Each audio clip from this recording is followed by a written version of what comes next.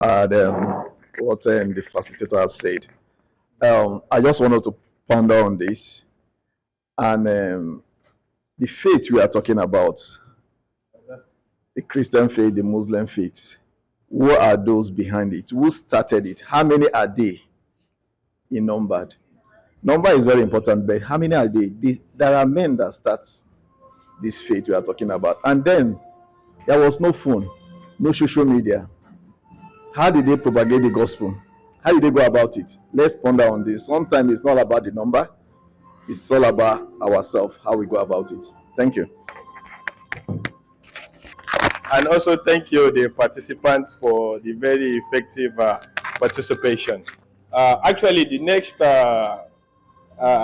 myself and my learned colleague here, Mr. Frank, will be taking the next session, or let me say module.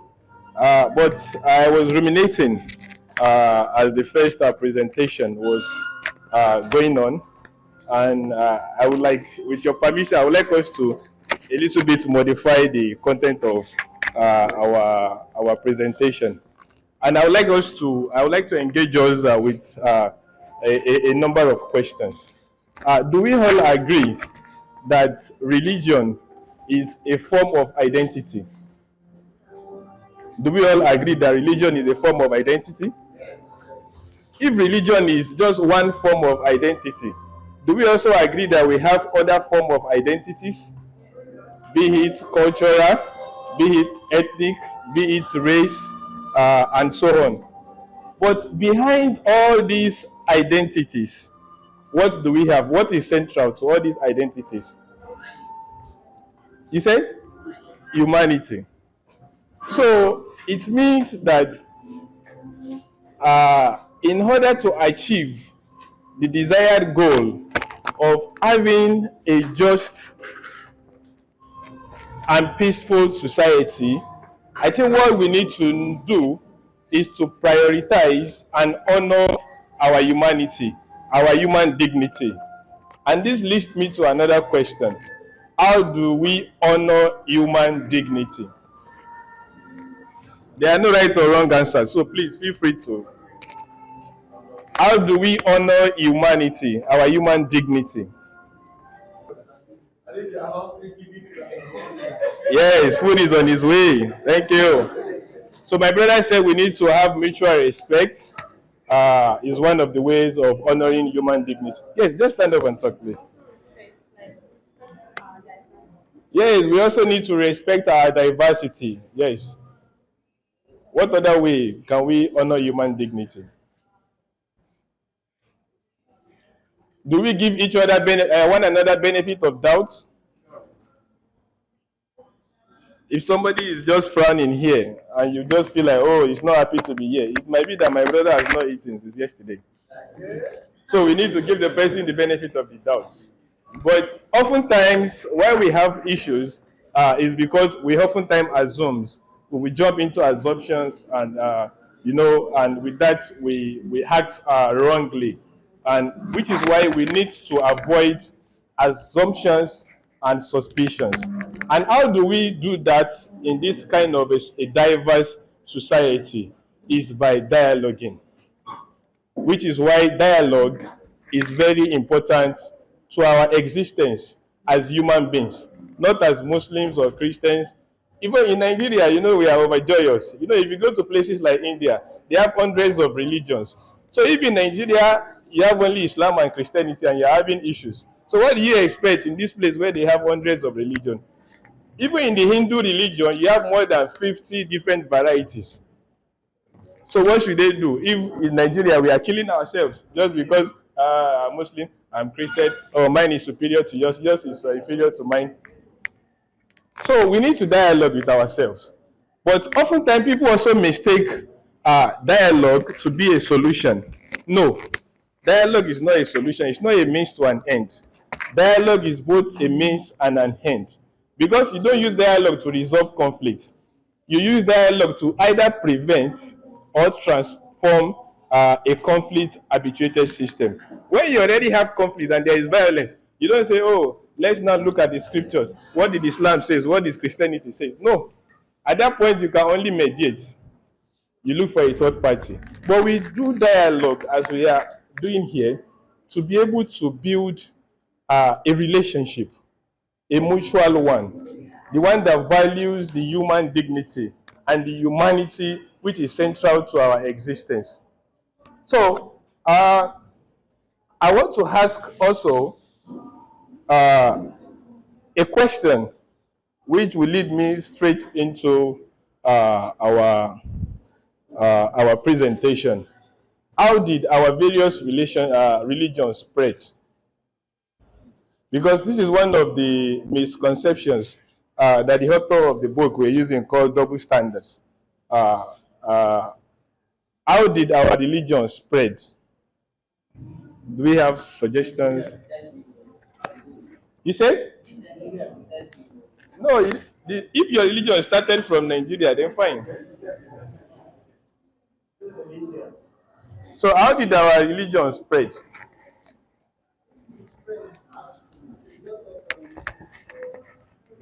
Can you stand up and talk? Diffusion. Can you break that down a little bit? You know, I'm a Yoruba boy. I don't understand much English. Okay.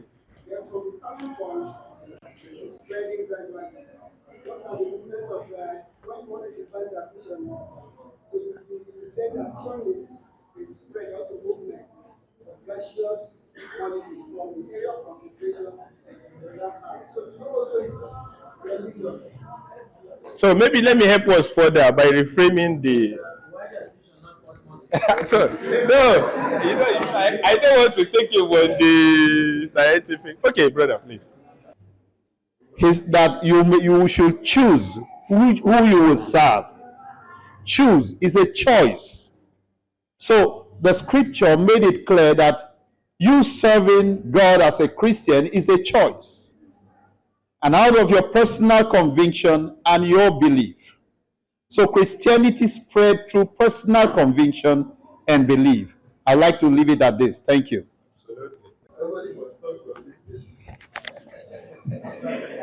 I want to also talk from the perspective of Christianity. In Christendom, there is what we call mission of presence. Mission of presence. There are places where preaching is not allowed. It could be preaching for Islam or preaching for Christianity, but preaching is not allowed. I know there are places like that. Now, how do you convince people to follow you to your religion? In mission of presence, people look at your behavior, how you live your life. If they are convinced, secretly they may come to you. What is the secret behind this kind of good behavior? And when you explain, they will decide to follow if that behavior attracts them. Now, why am I starting this instance? It is just to back up what Doctor said, that Christianity is spread through conviction and personal belief. But the biggest of all is how you behave. Somebody said, if you are not of the same religion, you will not know what happens there. And for you to understand the truth, it is that the person who is of that religion becomes a mirror. His behavior tells you what the religion is. So that is how Christianity has spread. Thank you, sir. Thank you. Were there holy wars? I don't know if you're asking in relation to the first question. Anyway, yes, there were holy wars. But then what we'll look at, what was the reason for the holy wars? For instance, at the spread of Islam, we had people persecuted the companions of the early companions of the Prophet Muhammad sallallahu alaihi wasallam, like Bilal ibn Rabah. He was a black person that migrated to Saudi Arabia. His story, if you hear about it, is something that you will have pity. His persecutions, just because he accepted Islam, he faced a lot of challenges from then the non-Muslims. So, to a point, the Prophet Muhammad had to leave Mecca to Medina. They were going after him. They were going to the Medina again. Even that Medina, the non-Muslims were conniving to see how they will get his life off the earth. So to some point, then it now came as a law for the Muslims to resort to defending themselves. And that is what is later known as the Holy Wars. And this, we can also find such history in the Christianities, where you see Apostle Paul going to war and others. So Holy Wars happened. Very much. For me, I will take it from the Christian perspective. The position of the holy wars that actually abated the spread of Christianity. If you realize, some of us who are or Bible students, you realize that during the time of Constantine, we realize that he was an emperor, and the Roman Empire was very good in afflicting the Christians then. And at that time, Christians were being persecuted. And then when he was a Roman emperor, and he came, his mission was also to come and persecute the Christians. But he had a dream. And in that dream, he saw a symbol of a cross. And then he wanted to find out what that is, and through that prayer. And then because he put a little part of his faith on that vision he saw, he began to excel in all that he did. And so he allowed a mutual coexistence between the pagan and the Christians, and then introduced part of the pagan way of worshiping into the church. And then the church in the Roman Empire began to simultaneously grow. And that way you discover that they were forcefully brought, some of the practices were forcefully injected into Christianity. And then even at that, it began to spread and began to expand. So, like I said, also persecution actually brought about forceful, a spread of religion. Thank you very much. Thank you. But first, we need to understand one thing. The only wars have said, if an attack is coming to you, you should be able to defend yourself one way or the other.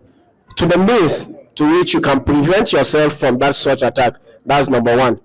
Point number two, Islam preaches of to take a particular life or in one life is just more or less like you are taking the life of the entire world.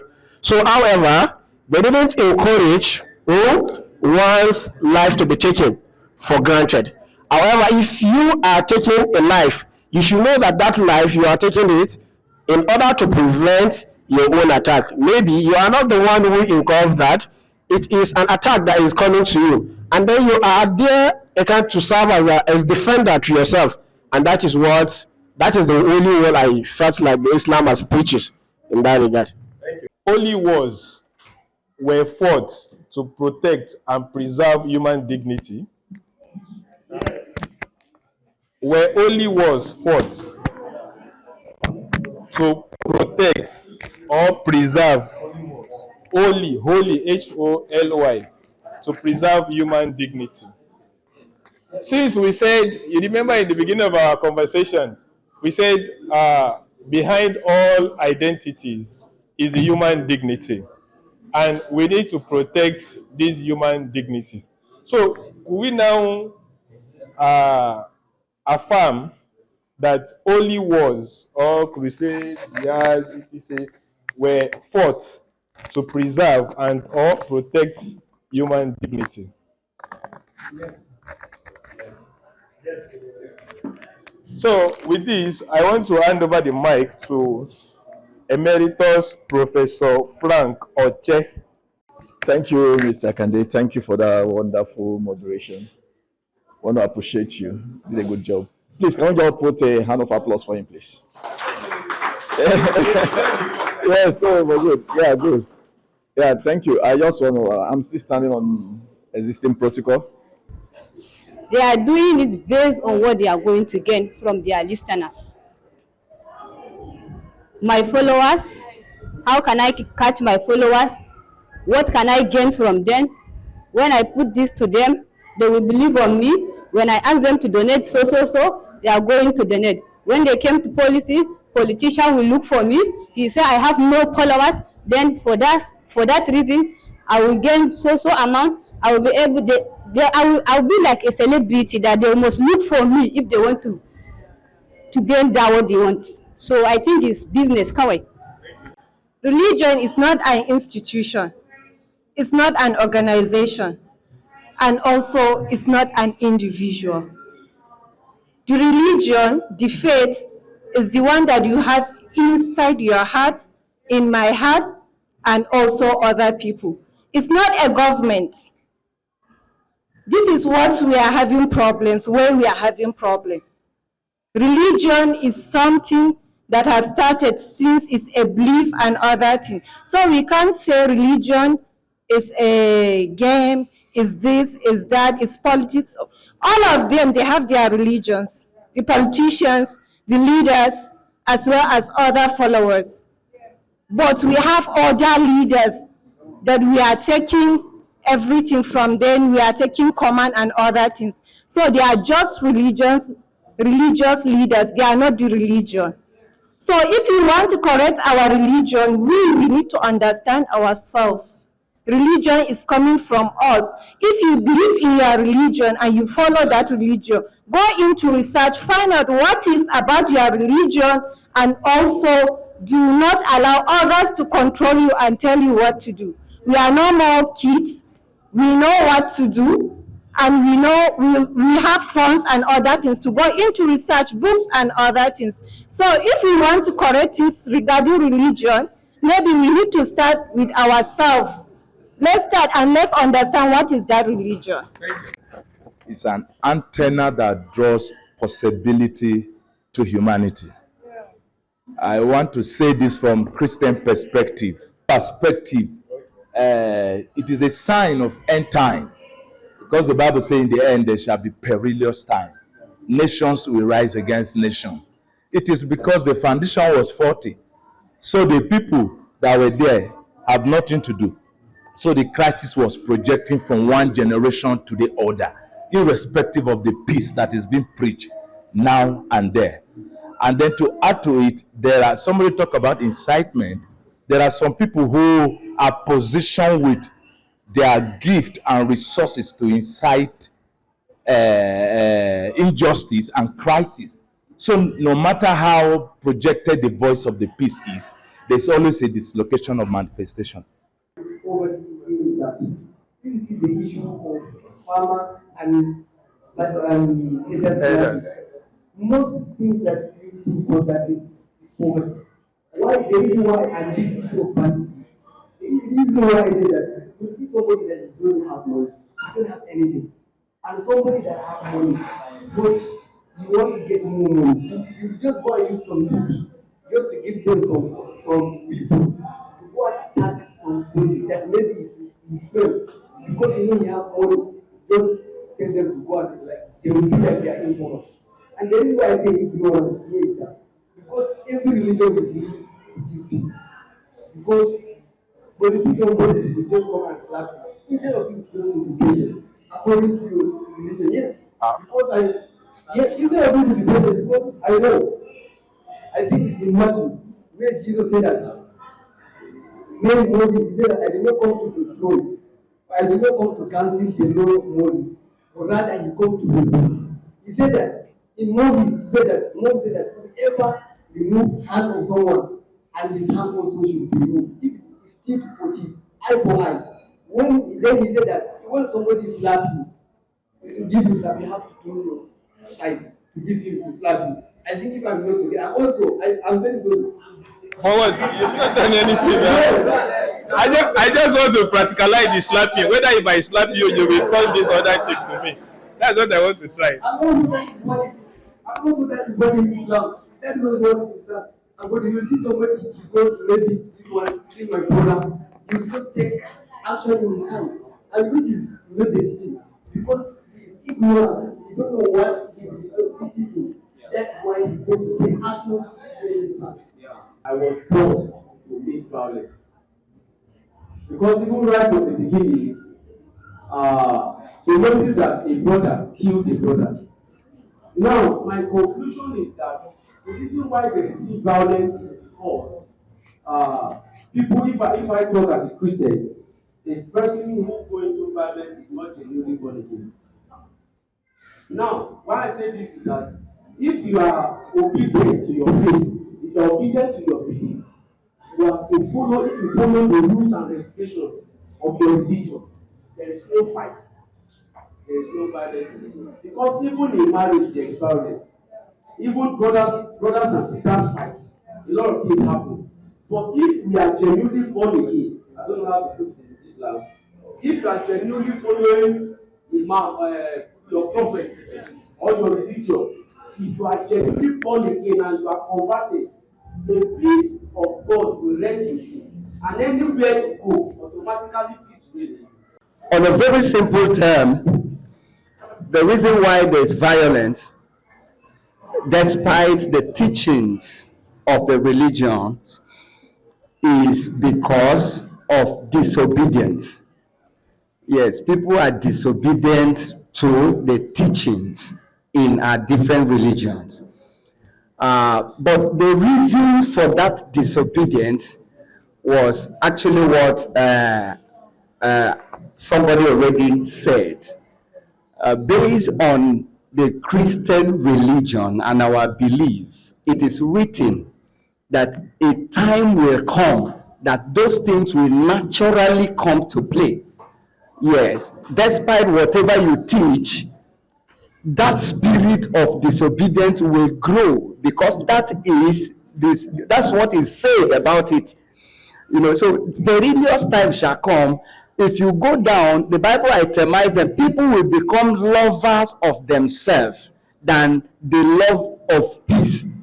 People will naturally become wicked. People will naturally become selfish. People will naturally become, all those things that contribute violence will come. This violence of a thing, I classify it like this. I say it's a battle between right and wrong. It's a battle between God and Satan, poverty and wealth, comfort and safety, and happiness and pain. How can we classify those things? And that's why I talked about power is insatiable. Yes, sorry, those are external factors. Now we are talking about what is the role of human nature, myself. Okay, role.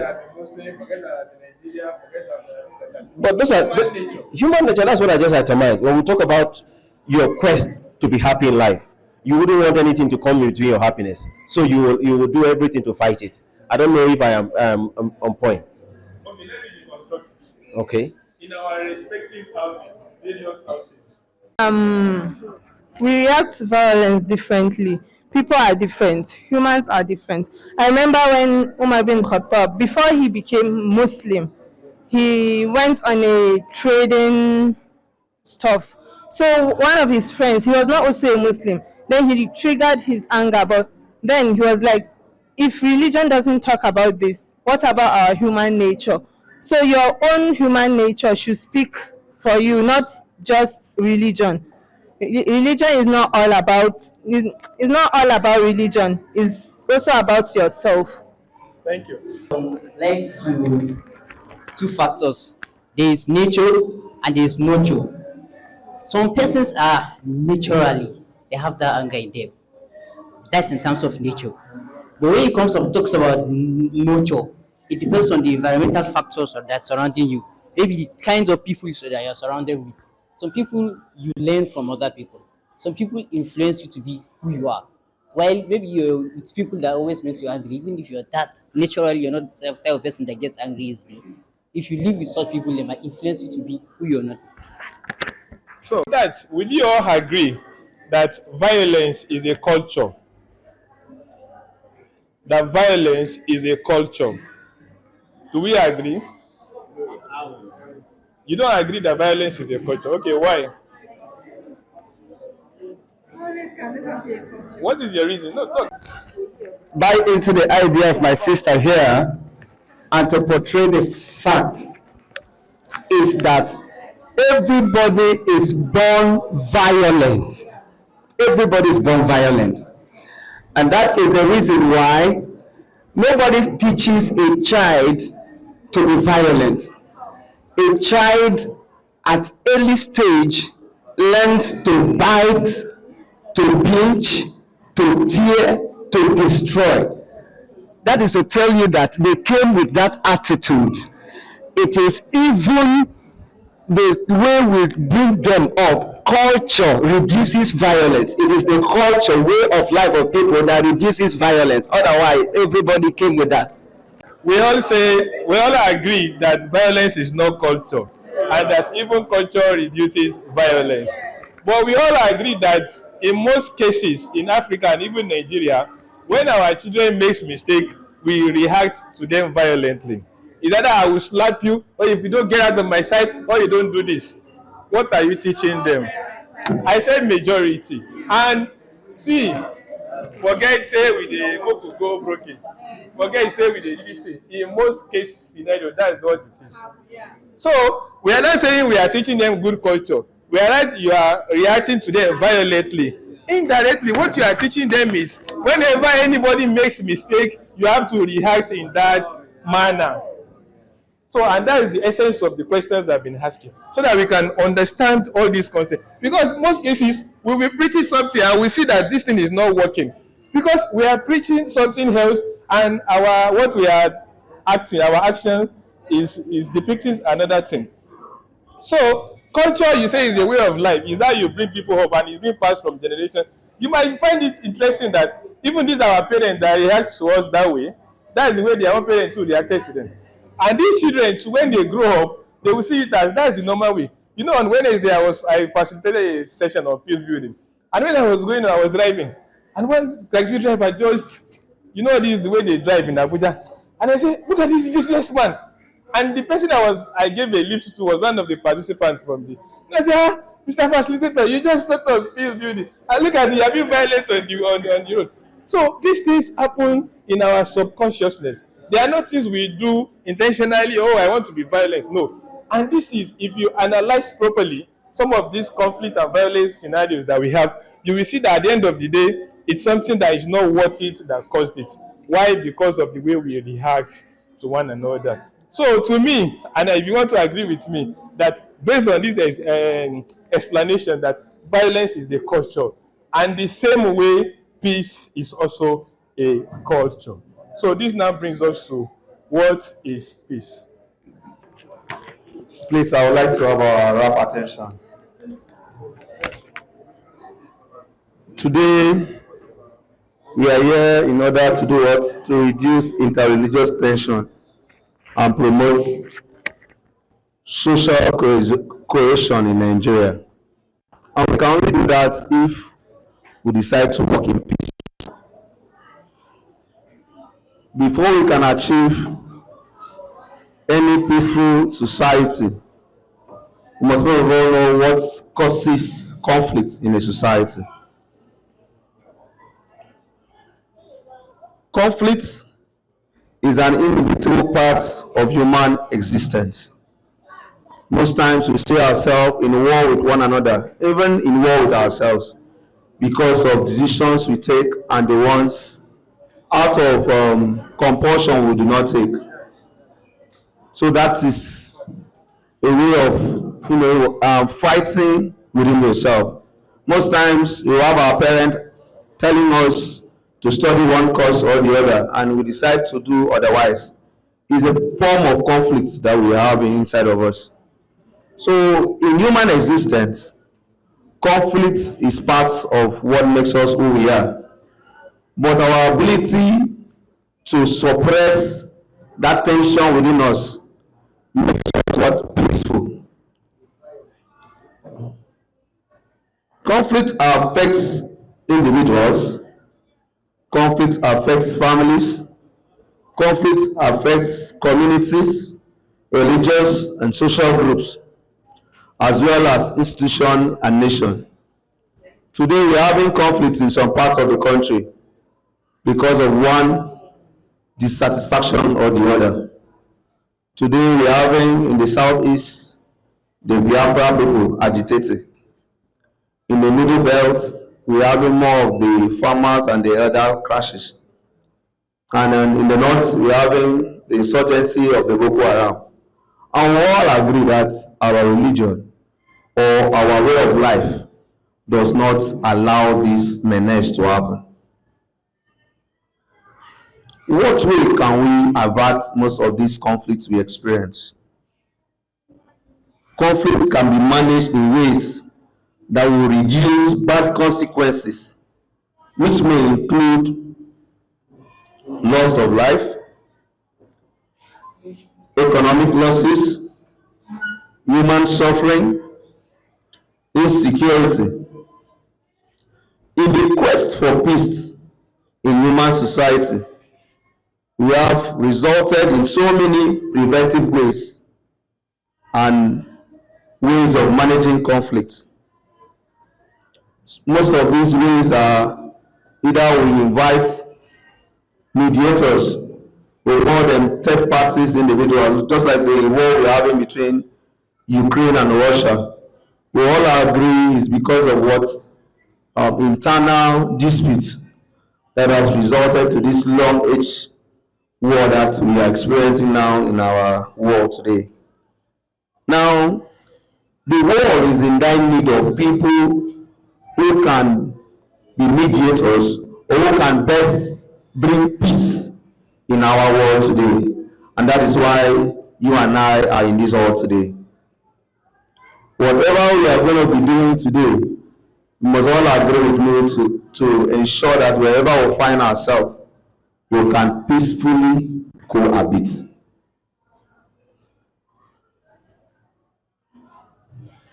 Diplomacy is one of those ways we can avert conflicts. We can also have people being trained. You know, my brother was asking, if your child does something wrong, we are in our nature sometimes violent towards that child.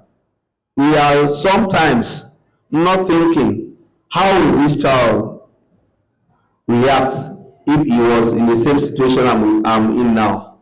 I'm the father, I'm now scolding the child. If the child is my father and scold me the way I'm scolding him now, will he or she be happy?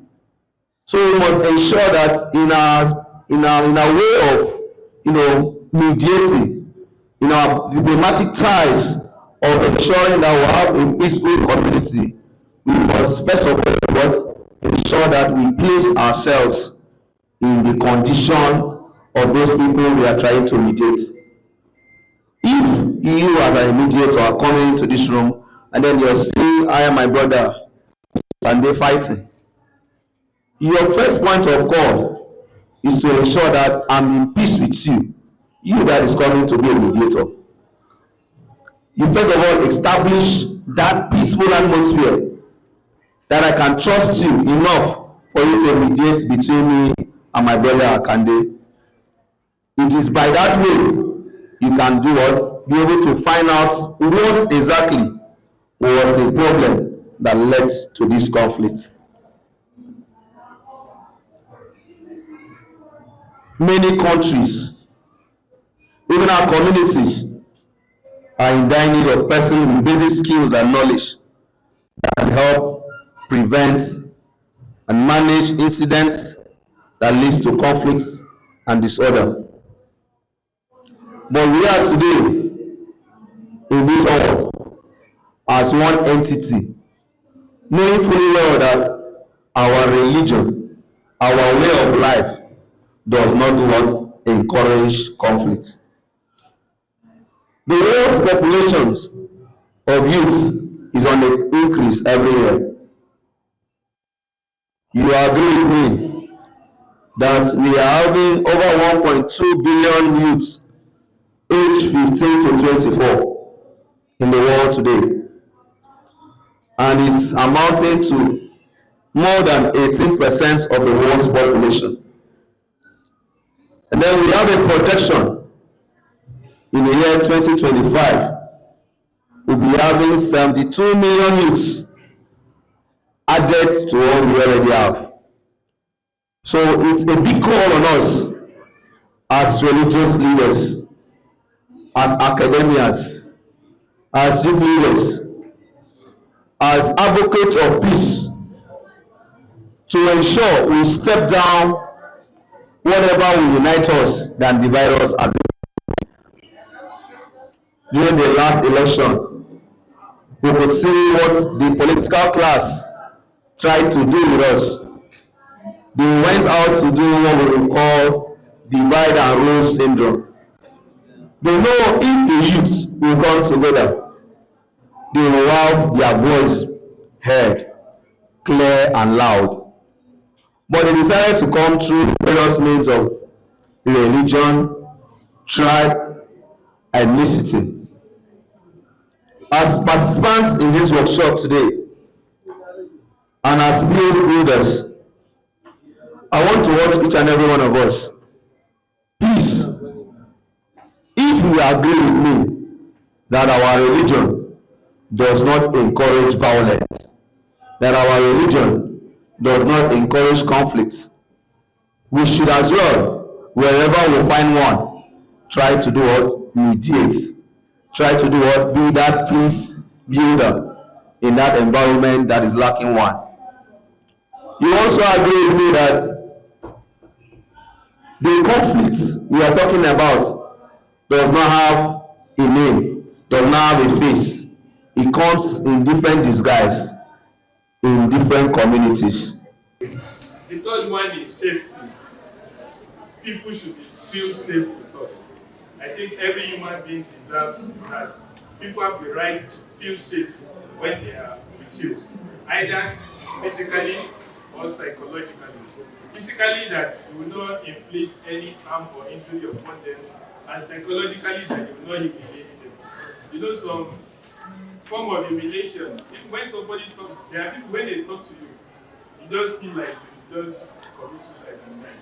So there are people there with their tongue, they can cause a lot of break a lot of harm. So people should feel safe when they are with us. Another one is acknowledgement. Acknowledgement. We should acknowledge people. Also, the fifth one is recognition. Everybody wants to be recognized. Recognition.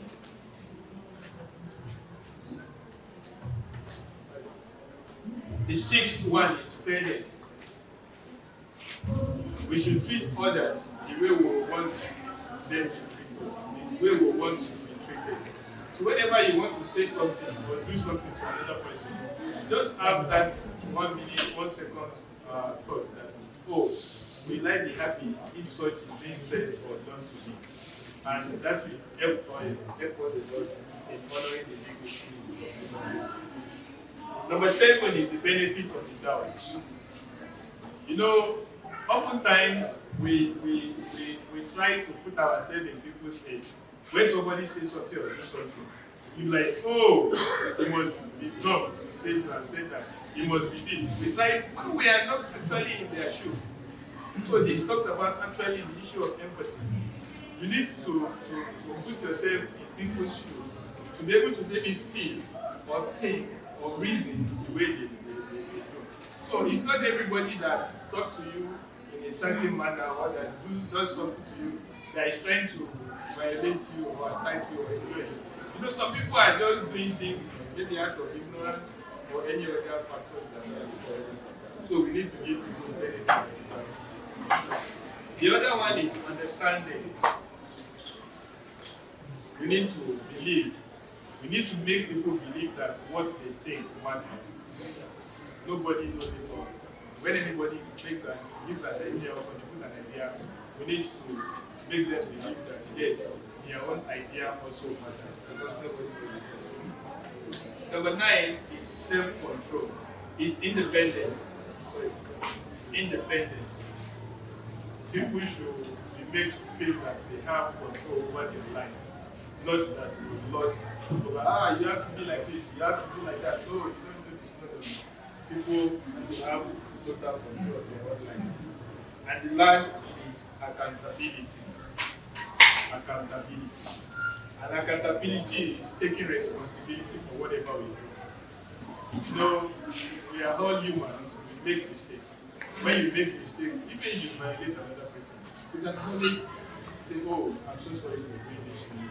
It was actually a mistake. And the person will feel better, and in fact, it will enhance your relationship. Not that, yes, we did that thing. No. We should be accountable and responsible for our actions. I just feel like we give these 10 points to go with it. And with this, we have come to the end of the presentation, after which we are going to have our lunch and then discuss. So, in the meantime, if anybody has one, please, can you repeat one? What's that? The 10 points? Yeah. Okay, number one is identity acceptance.